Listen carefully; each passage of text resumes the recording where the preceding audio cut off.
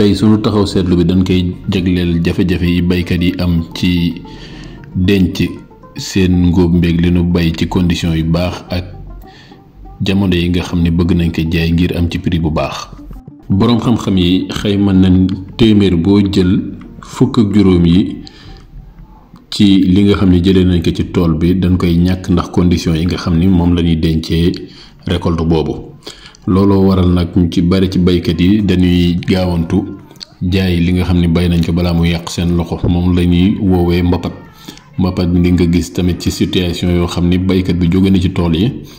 mu sonn loolu xaalis amatu ko te donc day bëgg génne li mu bay jaay ci ngir am lu mu dundee njabootam wala faj ay soxlaam. mbapat moomu nag mooy tax prix bi que commerçant yi di jëndee prix boobu day tuuti lool te baykat bi du ci am li ko ci gënal. loolu nag nekk jafe-jafe boo xam ne tar na lool ba état beeg ñu bare baykat yeeg ñëpp a nga ko doon jàmbat.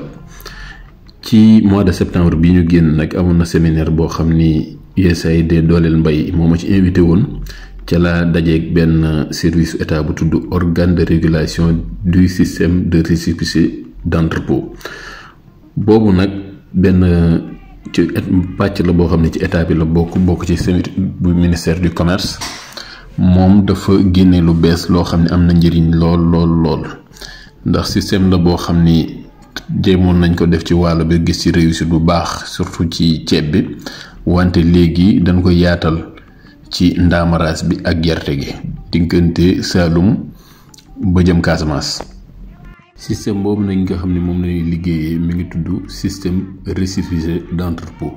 système bi nag nii lay demee gannaaw baykat bi récolté na moo xam gerte la wala ndaamaraas pour le moment ñaari produits yooyu ñoom lañ gën a liggéey dañuy jël marchandise bi yóbbu ko ci entrepôt yoo xam ni entrepôt professionnel la yoo xam ni am nañ agrément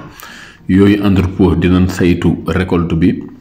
peese ko def ko ci sac yu baax yu mucc ayib def ko produit yi nga xam ne ñoom ñoo koy protéger gannaaw loolu ñu dem signer assurance suñ defee assurance boobu nag baykat bi bis boo nga xam ne li nga xam ne denc na ko foofu ca tool ci entrepôt bi yàqu na assurance boobu moom mooy ñëw fay baykat bi. borom entrepôt bi nag gannaaw saytu na marchandise ba d'accord pour jël ko daf lay signer li ñuy woowee récépissé d'entrepôt maanaam këyit la boo xam ni day jox renseignement ci li nga indi ci produit qualité bi nu mu demee ndegam qualité bu baax la ak quantité bi maanaam poids beeg tonnage bi ñaata la toll. këyit boobu nag dafay mel ni garantie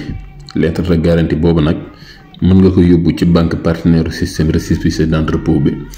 bu ko defee moom mën na la jox financement xaalis bu toll ci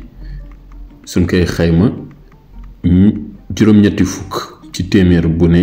ci quantité wu li nga déposé ca ca entrepôt ba loolu nag dala koy lebal ci xaalis ak benn taux bu ndaw bu mu ciy teg weer wu ne. xaalis boobu nag baykat bi mën na ko jël faj ci ay soxlaam léegi nag su toogee ba nga xam ni prix wu li mu marchandise am yéeg na ba prix boo xam ni doy na ko mën na jël marchandise boobu noonu dem jaay ko génnee xaalis ba dem banque delloo leen lan ko lebaloon ak intérêt bi mu àndal. ci foofu nga xam ne entreposage boobu ñi nga fay def nag baykat bi am na loo xam ne weer wu ne dinañ ko natt mu koy fay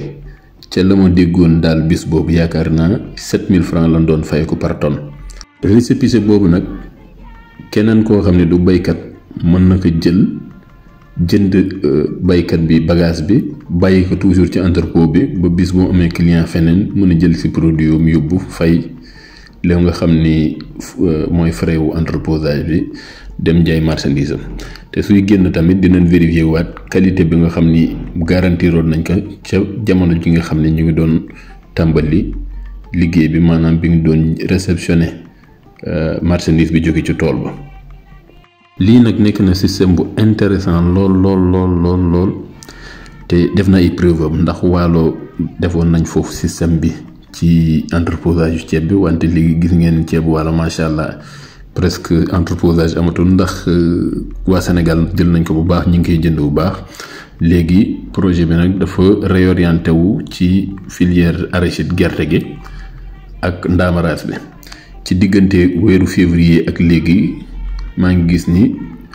lu toll ci juróom-ñaar junni tonnes maanaam 7000 tonnes anacarde jaar na ci système entreposage boobu noonu te ñu ngi ko stocké. système bi donc am na njëriñ lool ci baykat bi ndax dina mën a xaar ba prix bi yéeg mu mën a génne marchandise am jaay wante tamit day pousse baykat bi mu gën a professionnel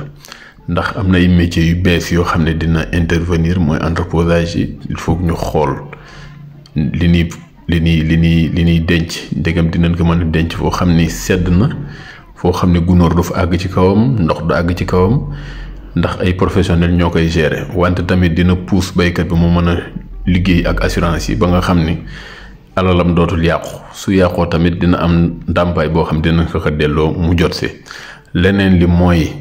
système boobu day permettre ñi nga xam ne dañuy liggéey bëgg génnee seen li ñuy mbay wala récolte bi exportation dinañ préparer déjà produit bi ci condition yu baax mu nekk ci condition bu baax ba nga xam ne nit mën na toll Inde wala États-Unis ci système boobu nga jaay ko bagage am dootoo joteeg moom dara bu ko defee transporteur bi ñëw jël ko teg yóbbu ca bateau wala conteneur wala ci avion jël bagage bi mu dem. système bi dal lu mat a bàyyi xel la surtout ñun ñi nga xam ne dañ doon sonn ci maraîchage bi def suñu soble suñ demee ba récolter prix bi daanu